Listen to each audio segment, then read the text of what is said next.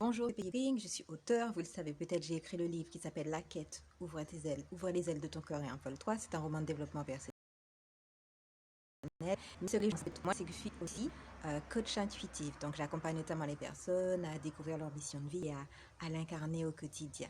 Donc aujourd'hui, on va parler d'un de mes sujets favoris, hein, qui est l'amour de soi. Donc vous avez peut-être vu sur mon compte, je mets pas mal de petites choses sur l'amour de soi.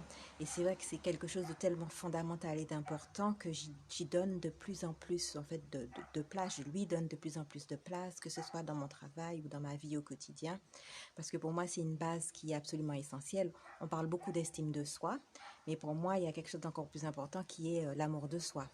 Donc, l'estime de soi, elle est plutôt de l'ordre du mental. C'est quand même important de l'avoir. C'est sûr qu'avoir une bonne estime de soi, c'est toujours bon au quotidien. Mais souvent, ça ne suffit pas parce que l'estime de soi, en gros, c'est la valeur que je me donne, c'est lié à comment je me perçois, mais c'est quelque chose de l'ordre du mental. Et donc, avoir, c'est sur une bonne vision de soi-même, c'est toujours bon à prendre. Mais ce qui est par contre assez limitant quand les problèmes arrivent, c'est que souvent, ça ne suffit pas d'avoir une bonne image de soi. Parce que souvent, que quand on fouille un petit peu avec les gens, leur estime d'elle-même est ancrée à l'extérieur d'elle-même. Elle est ancrée dans ce qu'elles pensent pouvoir faire, de ce qu'elles ont fait, c'est-à-dire les réussites qu'elles ont accumulées. Si on a eu beaucoup de réussites dans sa vie, bon, on va développer une estime de soi, une certaine confiance en soi, qu'on est capable de faire des choses puisqu'on a fait plein de choses auparavant. Donc, le problème, c'est que c'est souvent lié à ce qu'on croit être capable de faire ou ce qu'on a fait ou ce qu'on pense être capable de faire. Pour les personnes qui sont très dans l'action, ça peut être aussi à l'image que j'ai de moi-même, si je pense que je suis quelqu'un de bien ou pas de bien. Donc, tout ça là, c'est de l'ordre mental. Aussi, si par exemple, j'estime que c'est bien d'être en couple, ben, il y a certaines femmes que quand ils sont en couple, eh ben justement leur estime d'elles-mêmes ou d'eux-mêmes est bien parce que justement ça match, leur vie match ce qu'ils pensent qu'il faut pour être bien dans sa tête, quoi, pour être bien, avoir une bonne estime de soi. Alors si bien que quand votre couple s'effondre ou que vous perdez votre job, ben, toute l'estime de soi, souvent, elle s'effondre avec. Et le problème vient du fait que c'est ancré à l'extérieur de soi, ce qui est totalement différent de l'amour, puisque l'amour, c'est pas mental. L'amour que l'on a pour soi, il vient du cœur et en fait, il n'a besoin d'absolument rien, d'aucun élément extérieur. Il est ancré en nous, il est là à l'intérieur de nous. Et c'est ça la magie et la force et la puissance de l'amour, ce qui est totalement différent de l'estime de soi. Donc même si c'est utile, à un moment ou à un autre, je pense qu'il est important de vraiment faire le travail d'amour de soi qui va au-delà de l'estime de soi. Parce qu'en fait, on a besoin d'aucune réussite pour s'aimer.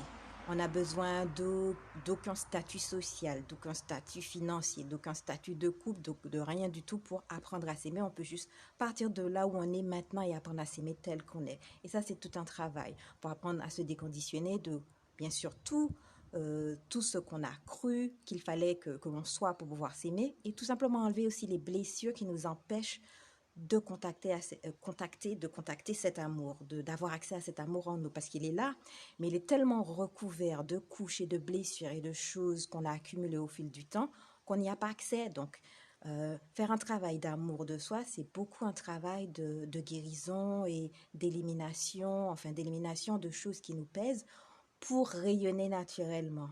Parce que parfois, guérir, c'est enlever les choses aussi qui, voilà, enlever ou retirer les choses qui nous blessent, même si c'est pas une définition très, très exacte, mais voilà.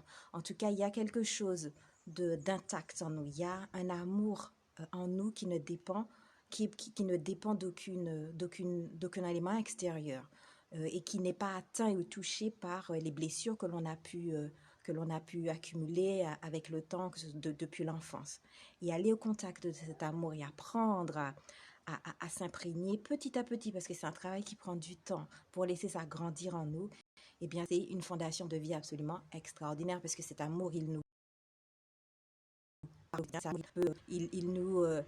il nous permet de voir la vie de façon différente, c'est-à-dire d'avoir plus de sérénité au quotidien, d'avoir plus de confiance en la vie. Vous voyez, c'est une confiance qui est différente, c'est une confiance qui émane de nous-mêmes en fait. C'est pas une confiance qui repose sur des faits ou un historique, une histoire, quelque chose.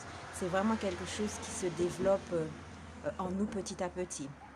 Donc voilà, c'est ce que j'avais envie de vous dire. Pensez à l'amour de soi parce que c'est absolument fondamental. Donc dans une autre vidéo, je parlerai un petit peu de justement comment on va nourrir cet amour de soi. Donc j'espère que cette vidéo va commencer à vous faire réfléchir. Et puis je vous dis à très bientôt. Je vais essayer de poster une vidéo tous les vendredis vers les 15 heures de Martinique.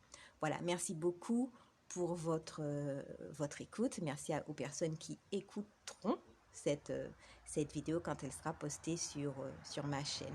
Merci, bye bye.